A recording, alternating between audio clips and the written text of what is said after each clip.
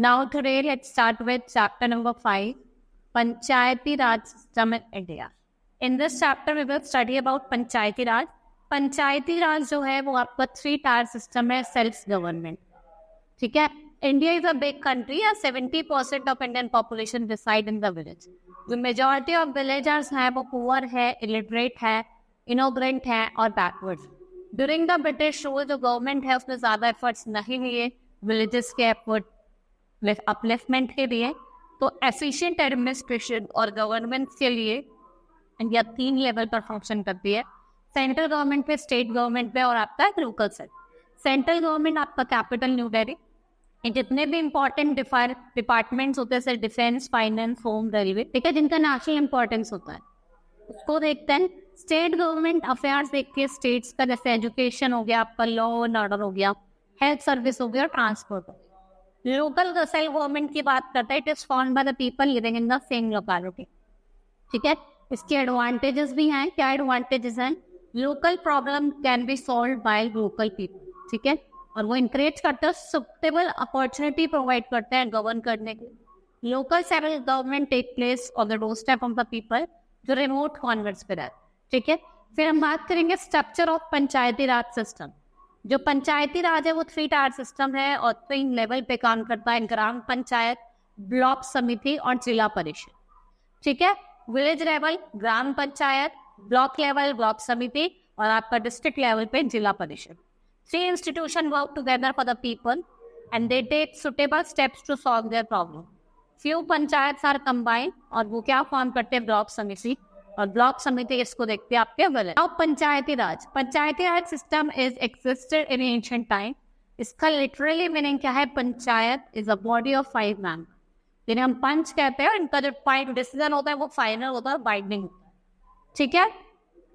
ये lowest unit है आपकी लोकल गवर्नमेंट की और ये फंक्शन करती है, फंक्शन कर रही है टिल द मुगल पीरियड. और जो ब्रिटिश रूल है over the country it was appointed their own representative जो लोगों के अफेयर्स है.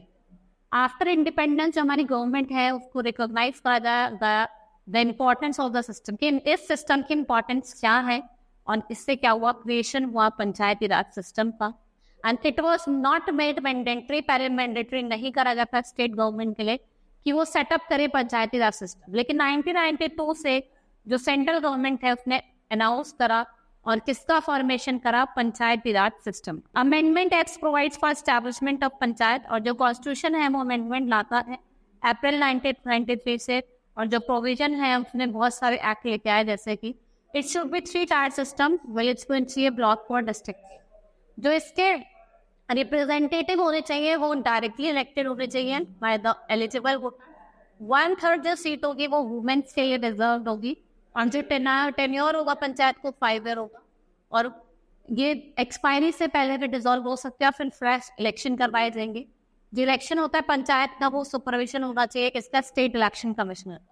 और जो रिजर्वेशन है शेड्यूल कास्ट और शेड्यूल ट्राइब के, इट शुड बी शॉर्ट और proportion of their population in the एट. फिर in order to be elected member of a panchayat, a person should have attained the age of minimum 20 years. 21 साल का होना ही चाहिए. फिर है पंचायत राज सिस्टम एक्ट.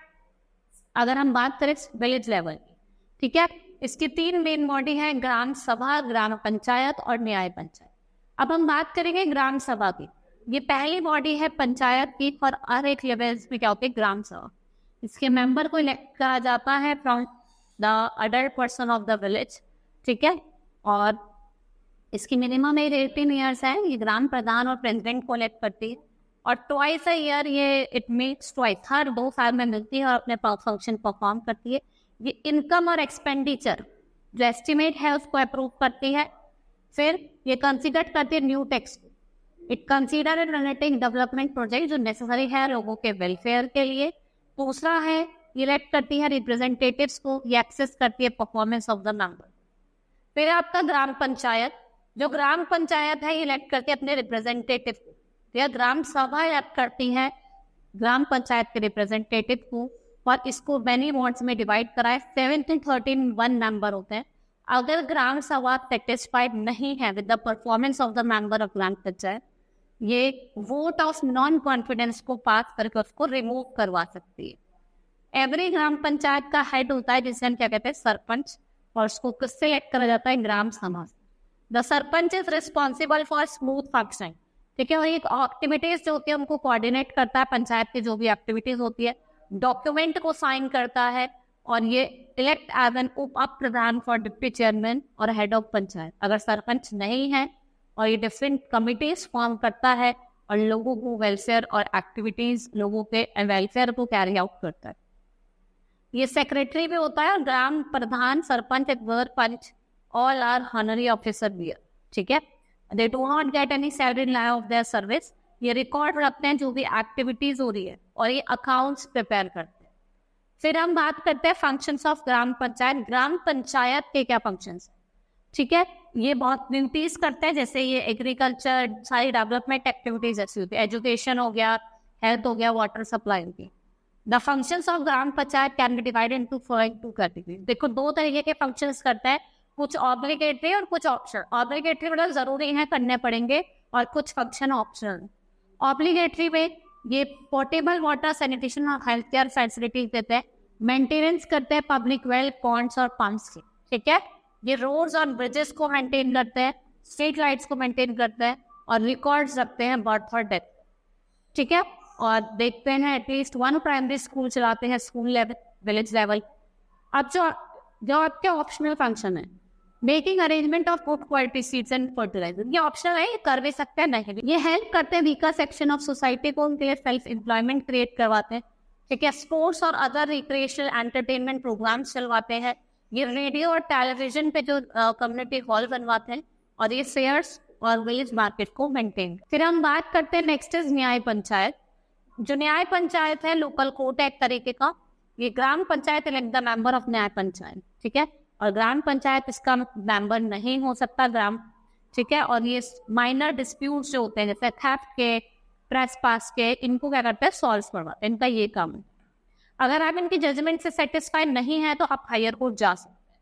नाउ ब्लॉक समिति, it is the second unit of panchayat Raj system.